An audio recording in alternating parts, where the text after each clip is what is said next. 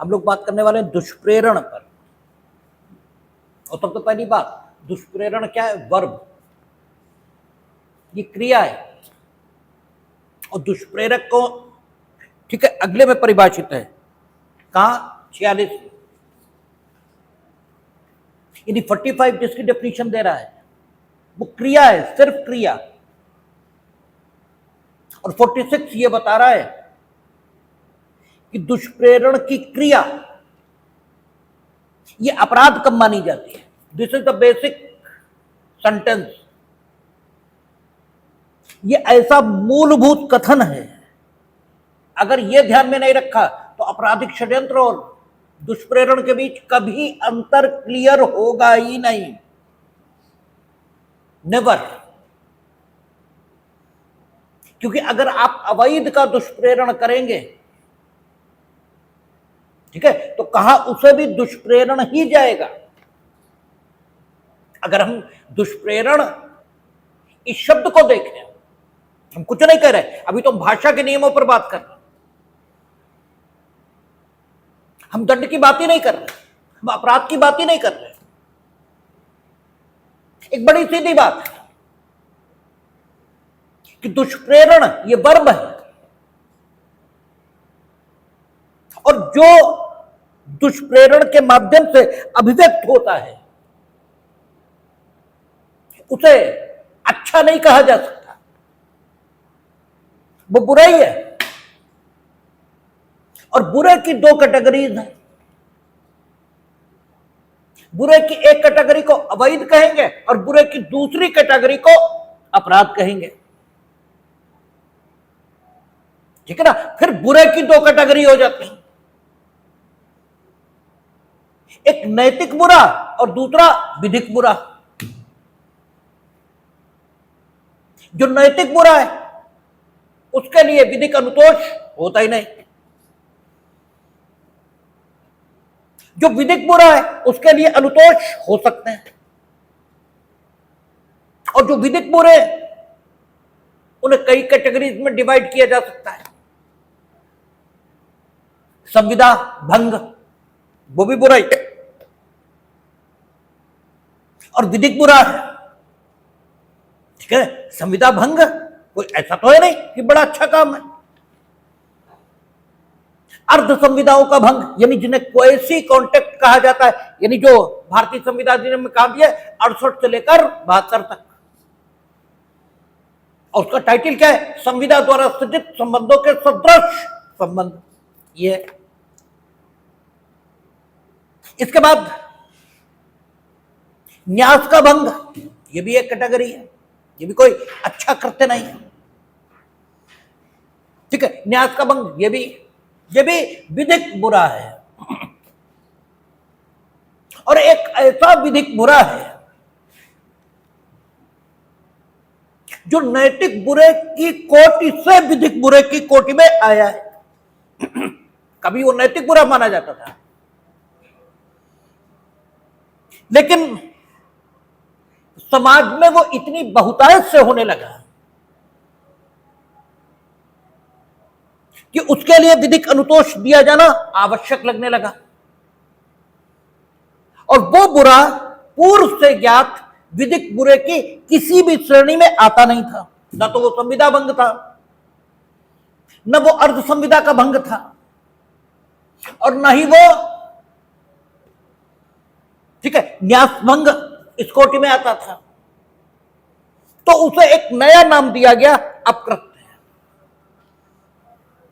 ठीक है। उस विधिक बुरे को एक नया नाम दिया गया, और यही अपकृत्य की डेफिनेशन आप लोग लिखते चले आए हैं, यद्यपि याद कुछ नहीं है कि अपकृत्य क्या है। एक दीवानी दोष, और कैसा दीवानी दोष है?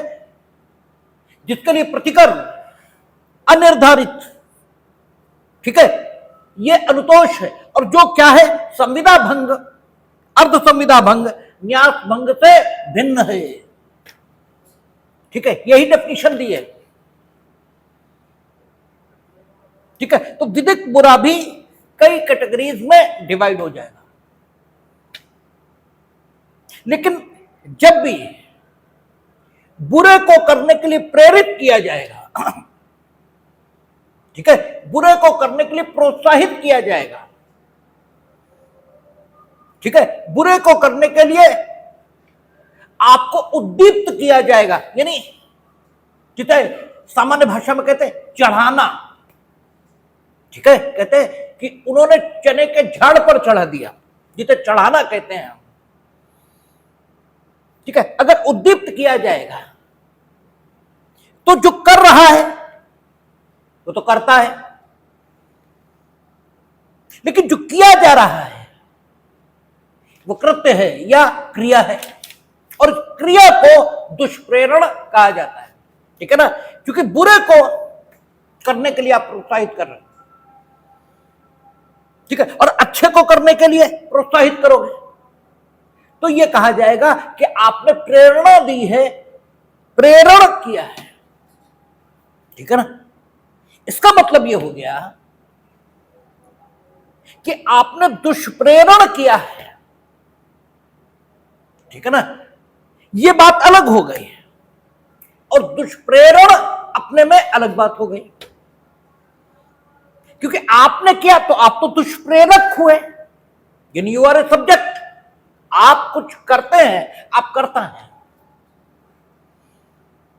और जहां तक दुष्प्रेरण की बात है, यह क्रिया है, यह वर्ब है,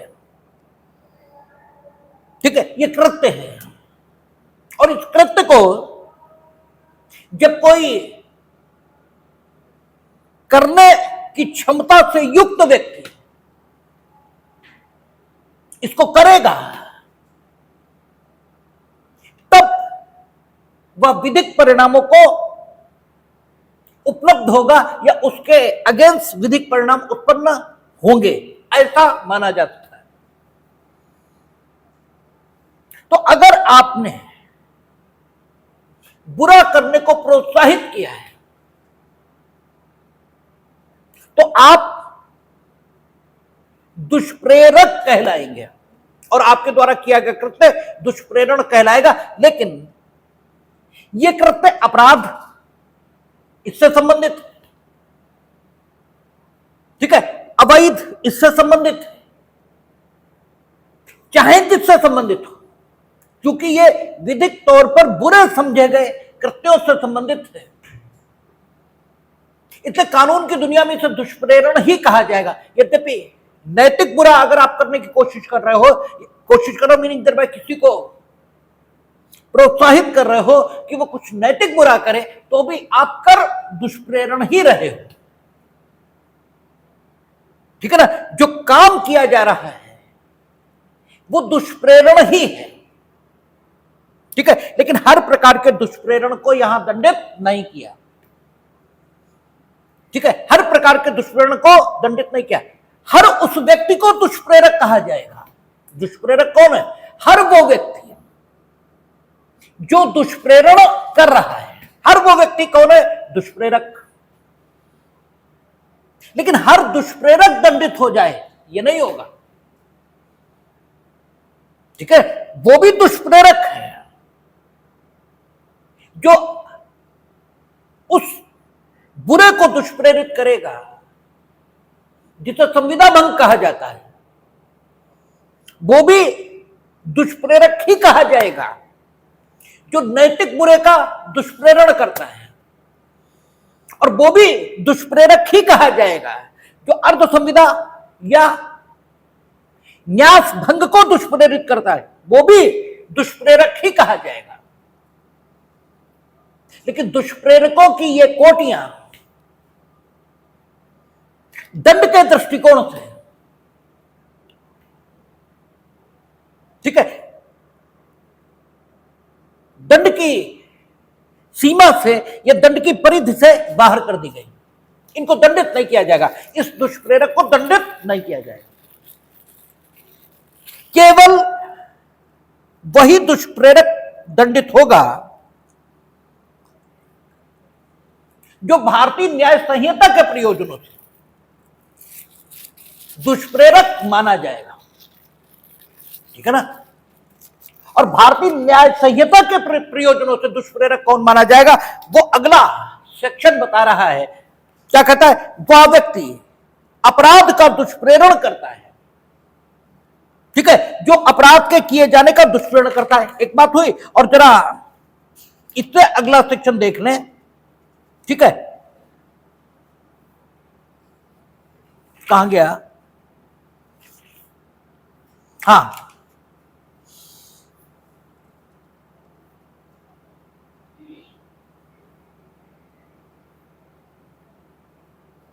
उनचास क्या कहता है?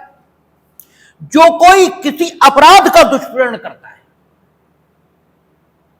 ठीक है, यानी दुष्प्रेरण के लिए दंडिक दायित्व के अधीन कौन आएगा? कौन? 49 बता रहा है, कह रहा दुष्प्रेरण का दंड, कहता जो कोई किसी अपराध का दुष्प्रेरण करता है। बस यहीं तक पढ़ेंगे, इसे अभी बाकी पढ़ने की जरूरत नहीं। यानी दुष्प्रेरण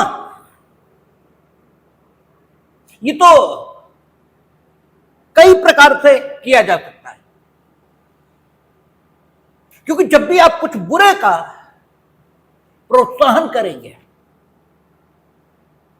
जो बुरा माना जाता है, भले नैतिक दृष्टिकोण से,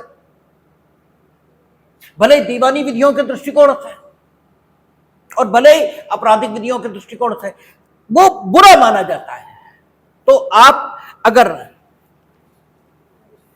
उसे करना किसी भी ढंग से प्रोत्साहित करेंगे, किसी भी ढंग से, उसका प्रोत्साहन किन किन ढंगों से किया जाता है, यह किया जा सकता है, इस पर अभी हम बात नहीं कर रहे हैं। एक बड़ी मोटी बात है कि जो कुछ बुरा है उसको करने के लिए अगर आप किसी को किसी भी ढंग से प्रोत्साहित करोगे तो आप दुष्प्रेरण कर रहे हो। लेकिन आप हर प्रकार के दुष्प्रेरण के लिए दुष्प्रेरक के नाते दंडित हो, यह बात नहीं है। यह ठीक है कि आप किसी भी प्रकार का दुष्प्रेरण करो, सामान्य भाषा में यानी सामाजिक जो जीवन है उसमें आप दुष्प्रेरक ही कहे जाओगे। लेकिन कानून की दुनिया, ये जो अपराध की दुनिया है, जहां आपके दुष्प्रेरण के लिए आपको दंड दिया जा सकता है, वो दुष्प्रेरण सिर्फ एक प्रकार का है। और उस दुष्प्रेरण का प्रकार कौन सा है? सेक्शन 49 वो कहता है जो अपराध का दुष्प्रेरण करता है, और प्रत्येक अवैध अपराध नहीं है, प्रत्येक बुरा अपराध नहीं है। यह ठीक है कि प्रत्येक अपराध बुरा है, प्रत्येक अपराध अवैध है, यह सही है। लेकिन प्रत्येक बुरा अपराध हो यह नहीं है, ऐसा नहीं है। प्रत्येक पुरुष लड़का रहा है, ठीक है, प्रत्येक पुरुष जो बना है वो लड़का कभी ना कभी रहा है। लेकिन प्रत्येक लड़का पुरुष बनेगा ही जरूरी नहीं है। बचपन में ही मर गया तो क्या कर लोगे? ठीक है, तब क्या हो जाएगा भाई? हां, ये ठीक है कि प्रत्येक पुरुष कभी ना कभी लड़का रहा है, ये सही है। तो प्रत्येक ऐसा दुष्प्रेरक जिसने अपराध का दुष्प्रेरण किया है वो बुरे का दुष्प्रेरक है। लेकिन प्रत्येक बुरे का दुष्प्रेरण करने वाला दुष्प्रेरक होगा, लेकिन दंड के दृष्टिकोण से दुष्प्रेरक नहीं माना जाएगा। दंड के दृष्टिकोण से सिर्फ वही दुष्प्रेरक माना जाएगा जो अपराध का दुष्प्रेरण करता है। इसलिए बात अलग हो गई। और ये बेसिक प्रिंसिपल है, ये फालतू में हम नहीं समझा रहे हैं आपको, फालतू में समझाने की कोई जरूरत नहीं। अगर ये बेसिक प्रिंसिपल आपने नहीं समझा तो जिंदगी में कभी भी आपराधिक षड्यंत्र समझ में नहीं आना है, कभी आएगा ही नहीं। इसलिए इस बेसिक बात को यहीं समझ के चलना है। बाकी इसका उपयोग आपराधिक षड्यंत्र को समझते समय कैसे होगा वो अलग की बात है। तो दुष्प्रेरण क्या है? ठीक है, बुरे का किया जाना किसी भी ढंग से प्रोत्साहित किया जाना, ये दुष्प्रेरणा है। ठीक है, ये करने का ढंग ये क्या हो सकता है? ठीक है, दुष्प्रेरणा बुरा करना है। बुरा कितने प्रकार का हो सकता है? अभी हमने चर्चा की कि बुरा इतनी कैटेगरीज में डिवाइड हो सकता है, लेकिन किसी भी कैटेगरी का बुरा आप करना चाहो तो 3 तरीके से उसे किया जा सकता है। एक, उसका किया जाना उकसाओ, और उकसाना सुझाव देकर हो सकता है, सलाह देकर हो सकता है, चढ़ाने के माध्यम से हो सकता है, प्रोत्साहन के माध्यम से हो सकता है। प्रोत्साहन, ठीक है, प्रत्यक्ष या परोक्ष दोनों तरीके दिया जा सकता है। हम आपसे कह सकते हैं अमुक काम करो, और हम आपसे यह कह सकते हैं कि अमुक काम नहीं किया तो हमारे घर मत आना। ठीक है, हम ये भी कह सकते हैं कि अमुक काम नहीं कर दिया तो हम इतने रुपए आपको इनाम देंगे। ठीक है, तो प्रोत्साहन के तरीके अनेकों हो सकते हैं, लेकिन बुरा करना, दुष्प्रेरित करने के लिए एक तरीका अपनाया जा सकता है ठीक है, जिसे दुष्प्रेरण का तरीका कहें, और वो क्या होगा? उकसाना। दुष्प्रेरण का दूसरा तरीका, ठीक है, दुष्प्रेरण का दूसरा तरीका हो सकता है कि हम एक्टिव रोल निभाएं उसमें। ठीक है, एक्टिव रोल निभाएं और आपके साथ उस काम को करने के लिए मिलकर षड्यंत्र करें। देखिए, षड्यंत्र में क्या होता है? जो काम करने का षड्यंत्र हो रहा है उसे करने के आशय षड्यंत्रकारी सबसे पहले अपने मनों में धारित करते हैं, और जब तक षड्यंत्रकारी है अपने मनों में उस आशय को धारित किए रहते हैं, तब तक उन्होंने कोई कृत्य नहीं किया है, क्योंकि अपने मन में ही तो रखे बैठे हैं। और अपराध कैसे होगा? कृत्य या लोभ से। ठीक है, और अभी तक उन्होंने कुछ भी नहीं किया है, लेकिन जैसे ही एक निश्चित उद्देश्य जो कि बुरा है, ठीक है, अगर अच्छा हो तो उस उद्देश्य को प्राप्त करने के जो आशय हैं, जब उन्हें परस्पर एक दूसरे के साथ साझा किया जाएगा तो उसे योजना का बनाना कहते हैं। ठीक है, उसके लिए क्या कहते हैं? प्लान कर रहे हैं। और जब कुछ बुरा होता है और उसे करने का आशय हम सब अपने मनों में धारित किए हुए हैं, उस बुरे को प्राप्त करने के लिए या उस बुरे को करने के लिए हम सबका जो आशय अलग अलग है, इसे जब हम परस्पर साझा करते हैं तो हम कहते हैं कि हम लोगों ने मिलकर षड्यंत्र किया है। यानी षड्यंत्र योजना ही है, लेकिन जो अभीष्ट लक्ष्य है, जो इंटेंडेड टारगेट्स, उन टारगेट्स के आधार पर कभी इसको प्लान और कभी इसको षड्यंत्र कहा जाता है। तो प्रथमतः चाहे योजना हो और चाहे षड्यंत्र हो, सब में आशय ये षड्यंत्रकारियों द्वारा अपने अपने मनों में धारित किया जाता है। लेकिन जब तक वे अपने इस आशय को अपने मनों में धारित किए रहते हैं, तब तक उन्होंने कोई कृत्य किया ही नहीं। और अपराध ये या तो कृत्य से होगा या लोभ से, क्योंकि लोभ भी अंततः निगेटिव एक्ट है। लेकिन जैसे ही इन षड्यंत्रकारियों ने क्या किया, अपने अपने मन के आशय साझा किए, तो किए ना, अब कृत्य कर दिया है। ठीक है, क्योंकि कृत्य की डेफिनेशन यही होती है, आपने किया। ठीक है, जो कुछ आप कर रहे हो वो कृत्य ही है। आपने अपना आशय दूसरे से साझा किया, जैसे ही किया कृत्य हो गया। और इसीलिए आपराधिक षड्यंत्र की डेफिनेशन क्या है, वैध कार्य अवैध साधनों से करने के लिए जब दो व्यक्ति सहमत होते हैं। कुछ नहीं हुआ है अभी आगे कुछ नहीं हुआ है, लेकिन सहमत होने का कृत्य तो दोनों ने किया है।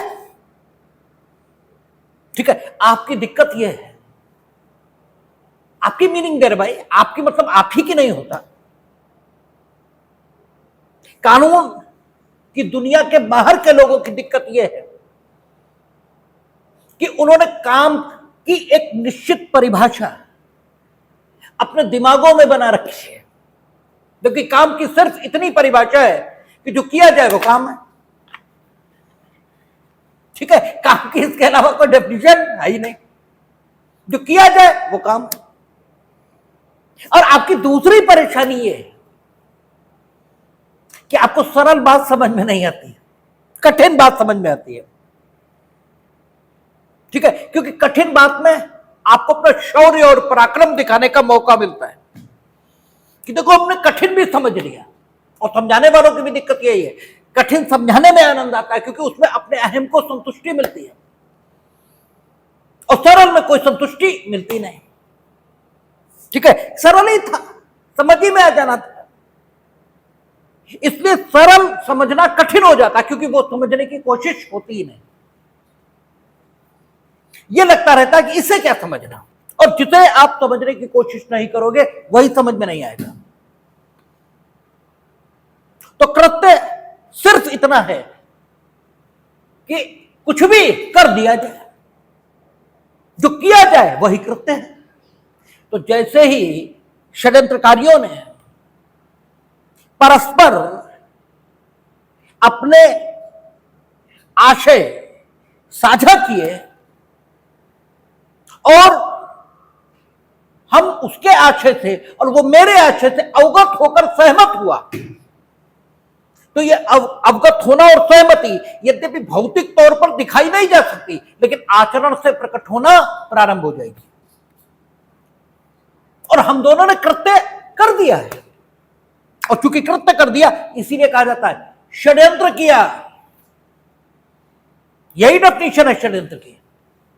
जैसे अक्सर वहां कचहरी में बात चलती है कि सब षड्यंत्र के सबूत क्या हैं, तो सबूत को यह थोड़ी होगा कि चार लोग तुम्हें सिर में सिर जोड़े हुए बातें करते हुए देखें, यह सबूत थोड़ी होगा। और देख भी ले तो तुम चार लोग सिर में सिर जोड़े कौन बातें कर रहे थे वो सुन कैसे लेंगे? और जो सुन नहीं लेंगे तुम तो कहोगे कि हम तो विधाता पिक्चर बनाने की योजना बना रहे थे बैठे, तो हम क्या कर लेंगे तुम्हारा। लेकिन आपकी सहमति आपके आचरण से प्रकट होगी। ठीक है, और उस आचरण के सबूत दिए जा सकते हैं कि आप रस्सी खरीद रहे थे, ठीक है, और ये नींद की गोलियां खरीद रहे थे, और आप दोनों उसके दोस्त थे जो मरा, और नींद की गोली खरीदने वाले का जिम्मा चाय बना कर देने का था, और चाय में ही उसे नींद की गोली दी गई। ये कंडक्ट है जिससे आप दिखाई दे रहे हैं कि आपने षड्यंत्र किया है, क्योंकि नींद की गोली का उपयोग ये भी हुआ, रस्सी का उपयोग ये भी हुआ। आप दोनों दोस्त थे, आप दोनों देखे गए उन मौकों पर जब उसकी मृत्यु हो सकती थी, तो फिर जरूरत कहां बची कुछ भी। तो षड्यंत्र, ठीक है। अब जब तक हमने ये सारी बात आपको फालतू नहीं बताई है, जब तक आपराधिक षड्यंत्र, इसको षड्यंत्र घोषित नहीं किया गया था, ठीक है, तब तक ऐसे षड्यंत्रकारियों को दंडित करने का कानून के पास कोई उपाय था ही नहीं। क्योंकि इससे पहले मानव बुद्धि यहां तक गई नहीं थी, ठीक है ना, कि गड़बड़ तो यहीं से शुरू हो गई जब इन दोनों ने किसी अपराध को करने का षड्यंत्र किया या किसी अवैध को करने का षड्यंत्र किया है, कुछ भी बुरा करने का षड्यंत्र किया, तो गलत काम तो यहीं से शुरू हो गया।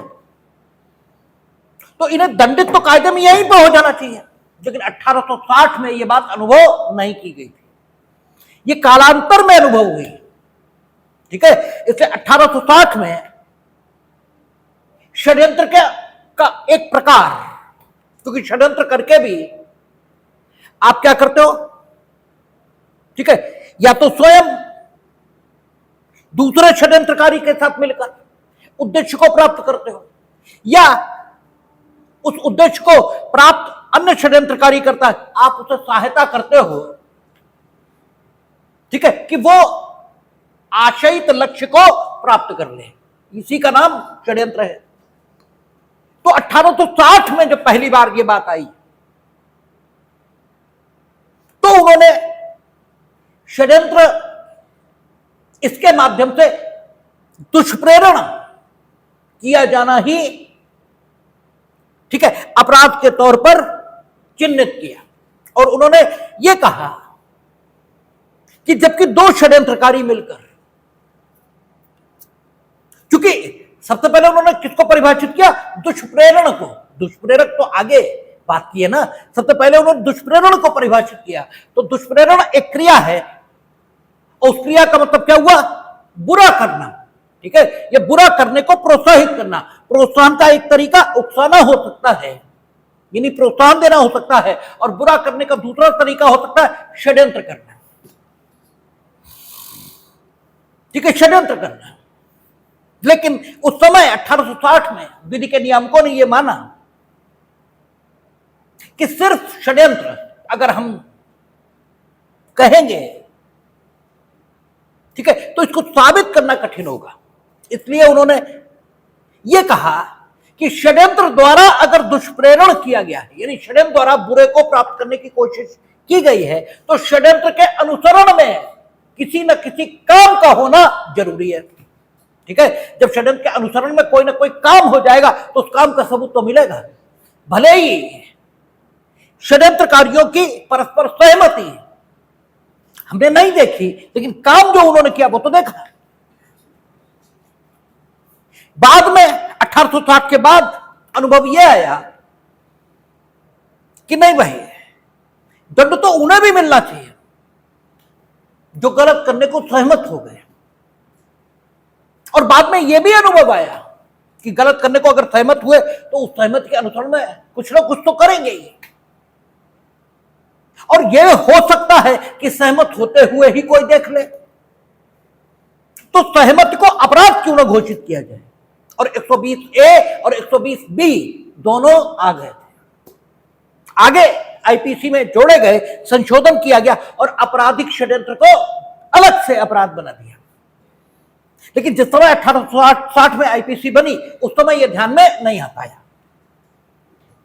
इसलिए दुष्प्रेरण को परिभाषित करते समय, क्योंकि आपसे हमने पहले ही कहा कि 45 का कोई संबंध दंड से नहीं है। 45 का संबंध तो सिर्फ कृत्य को परिभाषित करने से, वो तो सिर्फ क्रिया को डिफाइन कर रहा है, ठीक है। वो कहता है दुष्प्रेरण के विषय में, ये चैप्टर का नाम है, और फिर कहता है किसी बात का दुष्प्रेरण, किसी बात का दुष्प्रेरण, बात यानी विषय वस्तु यानी सब्जेक्ट मैटर, किसी बात का सब्जेक्ट मैटर, किसी सब्जेक्ट मैटर का अबेटमेंट या दुष्प्रेरण कैसे कोई कर सकता है, ये यहां बताएगा। क्योंकि आगे उसने लिखा वह व्यक्ति किसी बात के किए जाने का दुष्प्रेरण करता है, वह व्यक्ति किसी बात के किए जाने का दुष्प्रेरण करता है जो नीचे लिखा है ये करता है। अभी इस व्यक्ति, ठीक है, इस व्यक्ति की पहचान के बारे में, इस व्यक्ति के स्टेटस के बारे में कानून ने कुछ नहीं कहा कि ये जो दुष्प्रेरण कर रहा है कानून की दुनिया में, इसे किस नाम से जानेंगे। ठीक है, इस विषय पर कुछ नहीं कहा उन्होंने सिर्फ इतना कहा कि दुष्प्रेरण क्या है अपने में, और दुष्प्रेरण उसका बड़ा सीधा अर्थ है। और क्योंकि आपको सीधे अर्थ कभी समझ में नहीं आते, क्योंकि आपका विश्वास यह है कि सीधा कुछ हो ही कैसे सकता है, सब कुछ टेढ़ा ही होगा, इसलिए आप सीधा तो कभी सोचते ही नहीं। इसका बड़ा सीधा अर्थ है, जो बुरा करना प्राप्त करे वो दुष्प्रेरणा करता है। बुरा कितने तरीकों से हो सकता है, तो मुख्यतः 3 तरीके उसने बताए, 3 तरीकों से हो सकता है। अब बुरा, इसकी कई कैटेगरीज हो जाएंगी, नैतिक बुरा, विधिक बुरा और अपराध। ठीक है, या यूं कहे नैतिक बुरा और विधिक बुरा। फिर विधिक बुरे की कई कैटेगरीज हो जाएंगी। ठीक है, ऐसा विधिक बुरा जो दीवानी दोष को पैदा करेगा, और ऐसा विधिक बुरा जो अपराध को पैदा करेगा। फिर ऐसा विधिक बुरा जो दीवानी दोष को पैदा करेगा, इसकी कई कैटेगरीज हो जाएंगी। वो जो संविदा भंग को उत्पन्न करेगा, वो जो अर्ध संविदा के भंग को उत्पन्न करेगा, वो जो न्यास भंग को उत्पन्न करेगा, और वो जिसे अकृत्य कहा जाएगा। सबके अगेंस्ट अलग अलग ढंग के अनुतोष ये मिलेंगे। और फिर वो बुरा जो अपराध, इसके रूप में जाना जाएगा। लेकिन बुरे की कैटेगरी कोई हो, अगर उसे करना आप प्रोत्साहित करते हैं, तो कम से कम आप दुष्प्रेरण करते हैं, यही माना जाएगा। और आप उस बुरे को करने के लिए, किसी को दुष्प्रेरित करने के लिए 3 तरीकों का इस्तेमाल करेंगे। पहला, उस व्यक्ति को उकसाना।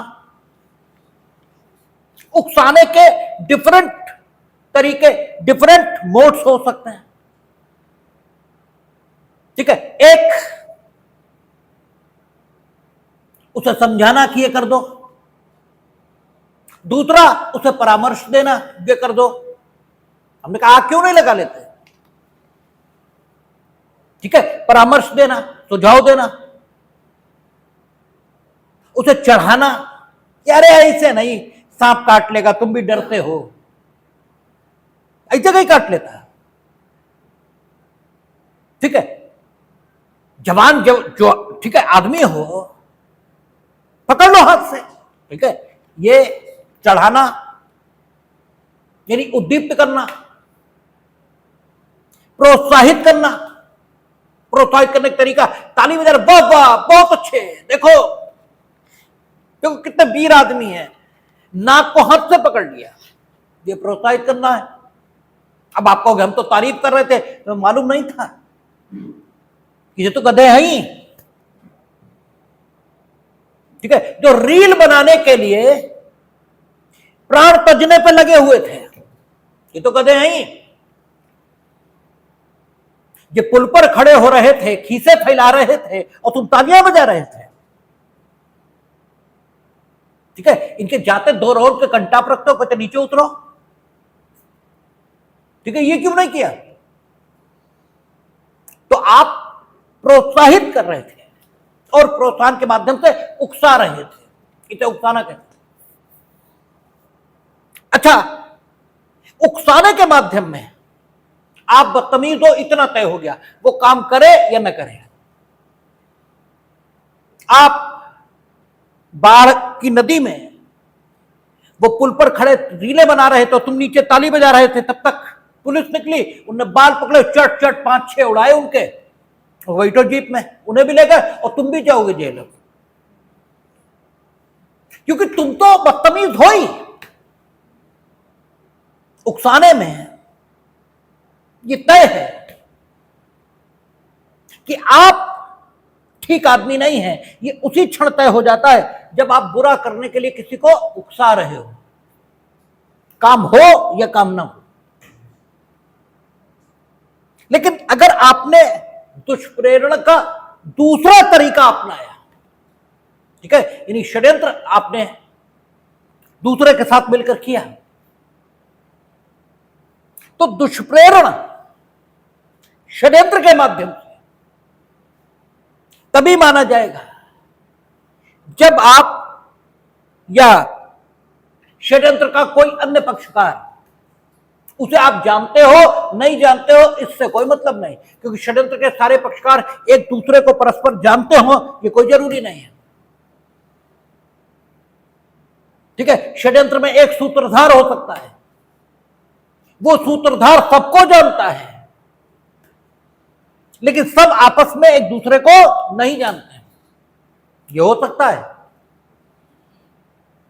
ठीक है, तो षड्यंत्र अगर किया गया है और षड्यंत्र के माध्यम से दुष्प्रेरण हुआ है, तो षड्यंत्र की दिशा में कोई ना कोई काम या कोई ना कोई लोप इसका घटित होना आवश्यक है, क्योंकि यह माना जाएगा कि अब आपने दुष्प्रेरण किया है। और बस यहीं पर 1860 के बाद यह ध्यान में आया कि अगर षड्यंत्रकारियों ने परस्पर षड्यंत्र किया और ऐसे बुरे को करने का षड्यंत्र किया जो अपराध है, जो अपराध है, और अगर हमने ये माना कि वो षड्यंत्र की दिशा में जो षड्यंत्र का उद्देश्य है उसे प्राप्त करने के लिए जब तक कोई काम नहीं करेंगे तब तक हम इनके विरुद्ध कार्रवाई नहीं करेंगे। अगर हमने कानून को इसी प्रकार का रहने दिया तो हो सकता है इन्हें काम न करने का अवसर उस षड्यंत्र की दिशा में इसलिए न मिल पाया हो क्योंकि तब तक पुलिस आ गई, षड्यंत्र से वो परिचित हो गए और उन्होंने दो कंटाप मार के सबको पकड़ लिया। तो सवाल यह है कि ये जो षड्यंत्र की दिशा में कोई काम नहीं कर पाए, इसलिए नहीं कि ये करना नहीं चाहते थे, इसलिए थोड़ी ना, ये तो इसलिए नहीं कर सके क्योंकि इन्हें मौका नहीं मिला। अगर मौका मिलता तो ये निश्चित षड्यंत्र की दिशा में काम करते हैं, ठीक है ना। तो ऐसे बदतमीज लोगों को छोड़ देना, क्योंकि अपराध की विधि में अगर आपका कृत्य अपराध घोषित नहीं है तो आपका कृत्य कितना भी गलत क्यों ना हो आपको दंडित किया ही नहीं जा सकता। तो ऐसे लोग जब मास स्केल पर छूटने लगे तब विधि के नियामकों को चिंता हुई कि भाई ये जो अपराध करने के लिए सहमत हुए थे और सहमत के अनुसरण में ये कोई काम नहीं कर पाए, ये सही है, लेकिन काम न करना इन्होंने चाहा था ऐसा नहीं था, परिस्थितियां ऐसी हो गई जिसमें ये काम कर ही नहीं पाए। तो ऐसे लोगों को छोड़ देना ये कम से कम ठीक नहीं है। इसीलिए फिर अमेंडमेंट हुआ और 120A आपराधिक षड्यंत्र की डेफिनेशन को उन्होंने जोड़ा और उसमें सहमति को ही अपराध बना दिया, ठीक है। फिर वहां पर संशोधन आया। यहां जब तक दुष्प्रेरण का मामला है तब तक उन्होंने यही कहा कि केवल सहमति अपराध नहीं है, षड्यंत्र के माध्यम से जब दुष्प्रेरण होगा तो षड्यंत्र की दिशा में कोई ना कोई कार्य या कोई ना कोई लोक कार्य ही है, वो किया जाना जरूरी होगा। और दुष्प्रेरण करने का एक और तरीका आप अपना सकते हो, और दुष्प्रेरण करने का तीसरा तरीका क्या है, जब आप किसी काम के किए जाने में सहायता करते हो और वो काम कैसा है, बुरा, तभी तो दुष्प्रेरण की कोटि में आएगा, अन्यथा तो ठीक है काम करने में सहायता इसकी कोटि में आएगा। अब देखें,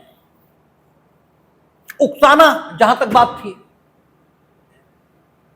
तो उकसाने में जरूरी नहीं है कि वो काम जिसे उकसाया गया वो हो ही, लेकिन आपकी बदतमीजी अपने में स्पष्ट है, इसलिए आपको दंडित होना ही चाहिए। और जहां तक षड्यंत्र द्वारा दुष्प्रेरण का सवाल है, तो उसमें भी आपकी बदतमीजी षड्यंत्र करते ही स्पष्ट है, ठीक है, षड्यंत्र करते ही स्पष्ट हो गई। आपने किया ना षड्यंत्र, और न सिर्फ षड्यंत्र किया बल्कि षड्यंत्र की दिशा में अपने लक्ष्य को प्राप्त करने के दृष्टिकोण से कोई ना कोई काम ये भी किया, तो भले ही काम पूरा नहीं हो पाया, लेकिन तुम्हारी बदतमीजी एकदम क्लियर है कि तुम बदतमीज हो। तो इन दोनों दशाओं में आगे हम लोग देखेंगे, जब हम लोग दुष्प्रेरण में आगे जाएंगे, और ये आपसे प्री में खूब पूछा जाता है धड़ाधड़ कि दुष्प्रेरण की ये जो दो कोटियां हैं जिनमें उकसाने के माध्यम से दुष्प्रेरण किया जाता है या षड्यंत्र के माध्यम से दुष्प्रेरण किया जाता है, इनमें वो अपराध जिसे करने का दुष्प्रेरण किया गया है वो न भी हो तो भी दुष्प्रेरक दंडित होगा। वो काम कभी ना हो, आपने हत्या करने के लिए किसी को दुष्प्रेरित किया, उसने हत्या नहीं की, ठीक है, तो भी आप दंडित होंगे क्योंकि आपने उकसाने के माध्यम से किया। आपने 7 साल से कम बच्चे का दुष्प्रेरण किया कि बेटा ये जहर लो, जहर तो वो जानता ही नहीं, ये चीज लो इनके दूध में डाल दो, डालाया। उसने कोई अपराध नहीं किया बच्चे ने, क्यों? क्योंकि वो अपराध करने की क्षमता इससे ही हीन है। क्योंकि आपने देखा था कि 7 साल से कमाई के बच्चे का कार्य अपराध नहीं है, तो वो काम करने की क्षमता से हीन नहीं है, वो अपराध करने की क्षमता से हीन है, इसलिए उसने कोई अपराध नहीं किया। क्योंकि तुमने किया है, तुमने अपराध का दुष्प्रेरण किया है, ठीक है, क्योंकि तुम्हारा काम तुम्हारे आशय से मूल्यांकित होगा और उसका काम उसके आशय से मूल्यांकित होगा। वो तुम्हारी आज्ञा का पालन कर रहा था, कुछ नहीं कर रहा था, क्योंकि उसमें कर पाने की सामर्थ्य भले ही है, लेकिन हम कर सकते हैं ये समझ नहीं है, ठीक है, उसमें कर सकने की समझ नहीं है, कर पाने की सामर्थ्य जरूर उसमें है, और तुम में कर सकने की समझ भी है, और कृत्य के जो प्रकार हैं निर्दोष और आपराधिक, उन पर विचार करने की सामर्थ्य यह भी आप में है। इसलिए आपने उकसाया बच्चे को, तो आप अपने आशय के मुताबिक आप तो मरवा ही रहे थे, तो आप तो हत्या का दुष्प्रेरण कर रहे थे, और वो किसी अपराध का दोषी नहीं,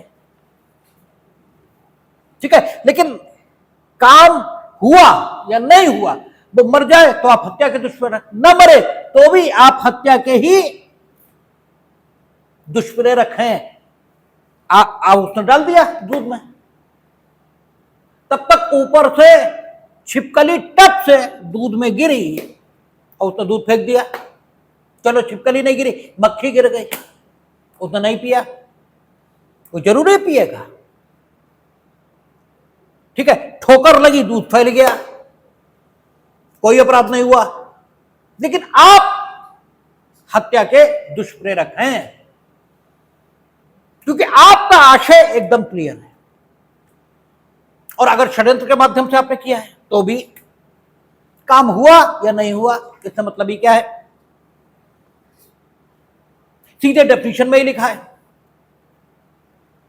कि दुष्प्रेरण तभी पूरा हो जाएगा बुरे काम का, वो बुरा काम अपराध हो चाहे अवैध हो। दुष्प्रेरणा उसी क्षण पूरा हो जाएगा जब आप षड्यंत्र करेंगे और षड्यंत्र की दिशा में कोई ना कोई काम कर देंगे, उसी क्षण पूरा। और जब उसी क्षण पूरा हो गया तो आगे काम हुआ या नहीं हुआ इससे लेना ही देना क्या है।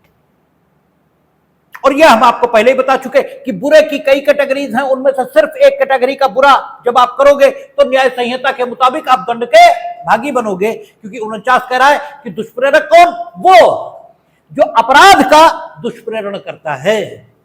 ठीक है, अन्य दुष्प्रेरकों से हमारा कोई ताल्लुक यहां नहीं है, हालांकि हैं वे भी दुष्प्रेरक ही, वे भी दुष्प्रेरक है। उन्हें आपका मोटिवेट क्या बोलते हैं, मोटिवेशनल स्पीच देने वाले लोग, मोटिवेटर नहीं है वो, है वो भी अबेटर, लेकिन इस टर्म में और उस टर्म में जमीन आसमान का फर्क है। ठीक है, यहां अबेटर उसे मानेंगे जो अपराध का दुष्प्रेरण कर रहा है। अब तीसरा तरीका बुरा करने का, जब आप बुरा करने में साशय सहायता करते हो, साशय आप बुरा करने में सहायता करते हो, दुष्प्रेरक नहीं हो। ठीक है, बुरा करने में बहुत बार सहायता हो सकती है। हमने आपको अपने घर खाना खाने के लिए बुलाया, बाहर निकले कुत्ते ने काट लिया, तो हमने साशय सहायता थोड़ी की है। ठीक है, हम न खाना खाने के लिए बुलाते, न कुत्ता आता, न तुम्हें काटता। ठीक है, आपको तुमने तो सहायता की, तो वाकई की तो है ही है, लेकिन ये सहायता साशय सहायता की कोटि में नहीं आती। ठीक है, जब आप किसी बुरे को किए जाने में साशय सहायता करते हो, साशय meaning thereby you are well known of all the facts. ठीक है, हमें मालूम है। अच्छा, सहायता के अनेकों प्रकार हो सकते। सहायता का मतलब सिर्फ इतना ही होता है कि किसी काम को किया जाना, फैसिलेट करना, फैसिलेट करना। ठीक है, किसी काम को फैसिलेट करना मीनिंग देयर बाय किसी काम को किए जाने में सुविधाएं प्रदान करना, और सुविधाएं प्रदान करने का के अनेकों तरीके होते हैं। अगर हम विशेष अपराध के संदर्भों में बात करें तो अपराध के स्थल पर पहुंचने, अपराध के स्थल से भागने, ठीक है, अपराध कर दिए जाने के उपरांत कानून से बचने, सपूतों को नष्ट करने, इससे लेकर अपराध की तैयारी में सहयोग करने, अपराध करने लायक परिस्थितियों के निर्माण में सहयोग करना, ये सभी कुछ साशय सहायता की कोटि में आता है। यानी साशय सहायता का कोई एक रूप हो ऐसा नहीं है। ठीक है, लेकिन दुष्प्रेरणा कब होगा, जब आप किसी काम के किए जाने में साशय सहायता करते हो, काम के किए जाने में साशय सहायता। और काम का किया जाना कब माना जाएगा, जब काम हो जाएगा। जब तक काम हुआ नहीं है तब तक आप ये नहीं कह सकते कि काम किया गया। जब तक काम नहीं होगा तब तक यही कहा जाएगा काम करने का प्रयास किया गया। ठीक है ना, इसका मतलब यह हुआ कि साशय सहायता करने के माध्यम से जब आप दुष्प्रेरण करोगे तो काम का होना जरूरी है, तभी आप दुष्प्रेरक माने जा सकते हो और दुष्प्रेरक के रूप में दंडित किए जा सकते हो। हमने मर्डर में साशय सहायता करने का आरोप है मेरे ऊपर। ठीक है, और यह कहा गया कि हमने मर्डर में मिस्टर ए के कत्ल में साशय सहायता की, तो मिस्टर ए का कत्ल होना चाहिए। अगर मिस्टर ए का कत्ल नहीं हुआ तो साशय सहायता द्वारा दुष्प्रेरण हो ही नहीं सकता। ठीक है, मिस्टर ए पर आक्रमण हुआ किंतु वे बच गए, तो हमने कत्ल में ठीक है, साक्ष्य सहायता द्वारा दुष्प्रेरण नहीं किया, बल्कि हमने हत्या के प्रत्य में साक्ष्य सहायता द्वारा दुष्प्रेरण किया है। मिस्टर ए पर आक्रमण भी नहीं हो सका। ठीक है, तो हत्या एक ऐसा अपराध है जिसके हो जाने पर उसे हत्या के रूप में और न होने पर उसे हत्या के प्रयत्न के रूप में दंडित किया जाता है। लेकिन प्रयत्न इससे नीचे जो स्थितियां होती हैं उनके लिए हत्या के मामले में दंड है ही नहीं। ठीक है ना, तो अगर मिस्टर ए पर आक्रमण भी नहीं हो सका हत्या के उद्देश्य से, तो हमने कुछ नहीं किया है। ठीक है, यद्यपि हमने साक्ष्य सहायता की थी, तमंचा तुम्हें दिया था या अपना लाइसेंसी वेपन दिया था, कितना ही है, तो हमने दुष्प्रेरण नहीं किया। ठीक है, हो सकता है आर्म्स एक्ट के अंतर्गत कोई अपराध किया हो, लेकिन अबैटमेंट नहीं किया है। ठीक है ना, एक तो सबसे बड़ी दिक्कत यह है, बातें बोलनी पड़ती, नहीं तो आपके दिमाग में आने लगता कोई अपराध नहीं किया। अरे दुष्प्रेरण नहीं किया, हम सिर्फ इतना कह रहे हैं, क्योंकि दुष्प्रेरण तब होगा जब आप उस काम के किए जाने में सहायता करते हो। जब तक वो काम होगा नहीं, तब तक ये नहीं कहा जा सकता कि उसमें की गई सहायता काम के हो जाने में की गई सहायता है, ये कहा ही नहीं जा सकता। और आफ्टर प्री में यही पूछा जाता है कि दुष्प्रेरण के जो विभिन्न तरीके बताए गए हैं, इन तरीकों में किसमें काम का होना जरूरी और किसमें काम का होना जरूरी नहीं है। कौन सा काम का? जिसका दुष्प्रेरण किया गया था, उस काम का होना कब कब जरूरी है और कब कब जरूरी नहीं है। तो दो स्थितियां जिनमें काम का होना जरूरी नहीं है, जब षड्यंत्र उकसाने के माध्यम जब दुष्प्रेरण उकसाने के माध्यम से किया जाए और जब दुष्प्रेरण षड्यंत्र के माध्यम से किया जाए तो काम का होना जरूरी नहीं है। लेकिन जब साक्ष्य सहायता के माध्यम से दुष्प्रेरण किया जाए तो काम का होना जरूरी है, अदरवाइज दुष्प्रेरण नहीं माना जाएगा। सुप्रीम कोर्ट ने इस अंतर को Jamuna Singh versus state of Bihar इसमें स्पष्ट किया और यह कहा कि दुष्प्रेरण की कोटियों में अंतर किया जाना चाहिए। पहले यह होता था कि तीनों मामलों में मुख्य अपराधी छूटा तो दुष्प्रेरक भी छूटा हुआ मान लिया जाता था। लेकिन जमुना सिंह इस मामले में सुप्रीम कोर्ट ने कहा कि केवल एक कोटि है साक्ष्य सहायता द्वारा जिसमें ऐसा करना चाहिए कि यदि मुख्य अपराधकर्ता छूटा तो दुष्प्रेरक को भी छोड़ा जाना चाहिए। क्यों? इसलिए क्योंकि मुख्य अपराधकर्ता अगर छूट गया, इसका मतलब लीगली यह प्रूव होके आया है कि कम से कम उसने वो अपराध नहीं किया है। और इस पर आरोप क्या है कि इसने इस अपराध को करने में इसे साक्ष्य सहायता दी, तो इसे भी छूटना चाहिए। लेकिन शेष जो दो श्रेणियां हैं दुष्प्रेरण की, इनमें चूंकि काम का किया जाना जरूरी है ही नहीं, इसलिए मुख्य अपराधकर्ता छूट गया तो इतना ही तय हुआ ना कि मुख्य अपराधकर्ता ने वो काम नहीं किया। लेकिन इन्होंने दुष्प्रेरित नहीं किया था, इसके लिए तो अलग से एविडेंस होनी चाहिए। अगर इनके विरुद्ध जो साक्ष्य है वो ये दर्शित करता है कि इन्होंने दुष्प्रेरित किया था, लेकिन यह साक्ष्य नहीं है कि जिसे दुष्प्रेरित किया था उसने वो किया, तो भी ये दंडित हो सकते हैं, क्योंकि दो श्रेणियों में है, काम का होना बिल्कुल जरूरी नहीं है।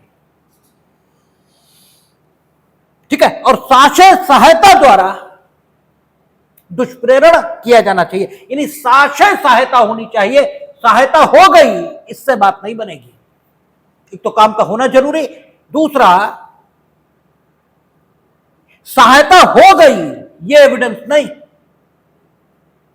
सहायता की गई मीनिंग देयर बाय साक्ष्य जानबूझकर की गई है, ये एविडेंस होनी चाहिए। ये साक्ष्य प्रस्तुत हुआ कि जिन डकैतों ने गांव में डकैती डाली वे डकैत 1 महीने से गांव के बाहर रह रहे थे और ABCD उन्हें खाना पहुंचाते थे, लेकिन यह साबित नहीं हुआ कि ABCD को यह पता था कि ये गांव में डकैती डालने के प्रयोजन से वहां रुके हुए हैं। ठीक है, नहीं है दुष्प्रेरक, सहायता की है, न करते हो सकता वो भूखों मर जाते, उन्हें जाना पड़ जाता, गांव में डकैती न पड़ती है, सहायता की है, लेकिन साक्षर सहायता की है ये नहीं है। और निर्दोष सहायता करना ये तो मानव का स्वभाव है, करता ही है।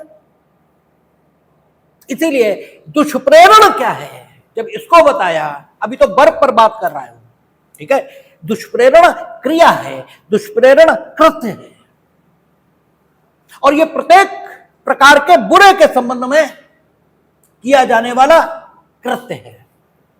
क्योंकि बुरे की कई श्रेणियां हो जाएंगी और प्रत्येक बुरा करने वाले को दंडित करने की कोई बात BNS में नहीं है। इसलिए आगे की चर्चा प्रत्येक बुरे के बारे में नहीं चलेगी, वो केवल एक बुरे के बारे में चलेगी, और वो कौन सा? वो जो अपराध का दुष्प्रेरण करेगा उसके बारे में चलेगी। शेष बुरे छूट जाएंगे। ये शेष दुष्प्रेरक यहां पर विचार के विषय नहीं बनेंगे। और बस ये बात जरूर ध्यान में रखनी है, अदरवाइज आपके दिमाग में कभी भी अंतर क्लियर नहीं होंगे आपराधिक षड्यंत्र के, दुष्प्रेरक और दुष्प्रेरण के। तीनों बातें सब अलग अलग। ठीक है, तो आप देखें क्या कहता है। वह व्यक्ति किसी बात के किए जाने का दुष्प्रेरण करता है जो उस बात को करने के लिए किसी व्यक्ति को उकसाता है, यानी एक तरीका। और इसमें अपराध का होना जरूरी नहीं है, केवल उकसाता है। उकसाने के अनेकों तरीके हो सकते हैं, हमने आपको बताया, सुझाव देना, समर्थन देना, प्रोत्साहित करना, उद्दीप्त करना, प्रत्यक्ष करना, परोक्ष करना, तरीके अनेकों हो सकते हैं। अथवा उस बात को करने के लिए किसी षड्यंत्र में एक या अधिक अन्य व्यक्ति या व्यक्तियों के साथ सम्मिलित होता है। यह नहीं लिखा है कि सारे व्यक्तियों को वो जानता हो, यह नहीं लिखा है। अन्य व्यक्तियों के साथ सम्मिलित होता है, जान भी सकता है, नहीं भी जान सकता है, ठीक है, लेकिन खाली सम्मिलित होना षड्यंत्र द्वारा दुष्प्रेरण को गठित नहीं करेगा। सम्मिलित होता है, कामा उसने लिया, और फिर लिखा है यदि उस षड्यंत्र के अनुसरण में और उस बात को करने के उद्देश्य से कोई कार्य या अवैध लोभ घटित हो जाए। और जब आपराधिक षड्यंत्र हम लोग पढ़ेंगे तो बस यदि से जो शब्द लिखे ये हट जाएंगे, वहां केवल सहमत होना यह आ जाएगा। और ये शब्द 1860 में लिखेगा। आगे ये महसूस हुआ कि ये जो सहमत हो रहे हैं ये भी कोई बहुत अच्छे लोग नहीं है, और हो सकता है सहमत के अनुसरण में सिर्फ इसलिए काम न कर पाए हों क्योंकि तब तक पुलिस आ गई या अन्य कोई ऐसी परिस्थिति उत्पन्न हो गई जिसकी वजह से आप वो कर ही नहीं पाए। ठीक है ना, लोग तो बेहद दुष्ट होते हैं। जैसे जो धार्मिक व्यक्ति और अधार्मिक व्यक्ति, दुष्ट और सज्जन व्यक्ति की परिभाषा क्या होती है?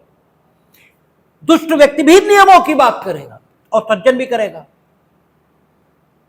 लेकिन दुष्ट नियमों की बात हमेशा उस समय करेगा जब उसे नुकसान होना होगा। जब उसे नुकसान हो रहा होगा तो उसे सारे नियम कानून याद आ जाएंगे। ठीक है, और जब उसके खिलाफ नियम और कानून होंगे तो वो ये बताएगा कि नियम कानून ये क्या होते हैं। जो सामर्थ्यशाली उसकी बात नियम और कानून होती है, तब वो ये बताएगा। ठीक है, तो पांडवों का पक्ष धर्म का पक्ष इसीलिए कहा जाता है। ठीक है, इसलिए यूं तो वो भी जुआ खेल रहे हैं, यूं तो सारे गलत काम वो भी करते दिखाई दे रहे हैं, लेकिन वो सारे गलत कामों का दंड भी फिर बिना किसी शिकायत के झेलना है, उसमें भी कोई रास्ता नहीं निकालना है। और इनकी तरफ जब जब इनके खिलाफ मामला आएगा तब इन्हें सारे नियम कानून याद आ जाएंगे, और जब इनके फायदे में होगा तो ये बताएंगे सामर्थ्यशाली के लिए कानून क्या होता है। जो सामर्थ्यशाली है वो उसी की बात कानून है। ये फर्क है दोनों बातों का, ठीक है ना। तो ये जो सहमत हुए गलत काम करने पर, ये आगे अनुभव हुआ कि ये तो गड़बड़ हुई जा रही है, ये तो छूटे जा रहे हैं, और जबकि धूर्त और दुष्ट व्यक्ति ये लोग भी हैं। कोई ऐसा नहीं है कि इनके मन में बड़ा पश्चाताप उत्पन्न हो गया था सहमति के बाद और इनने इसलिए अपराध नहीं किया, तो उतना ही धूर्त थे, इन्हें मौका ही नहीं मिला। बोले ईवीएम खराब है क्योंकि हम जीत नहीं रहे। अरे वाह, ये सभी के अनुभव का तथ्य है कि इससे पहले जब बैलेट बॉक्स से होता था चुनाव, तुम रोज लूटते थे बैलेट बॉक्स, ये सभी के अनुभव का तथ्य है। अब तुम बोले ईवीएम गलत क्योंकि हम जीत नहीं रहे।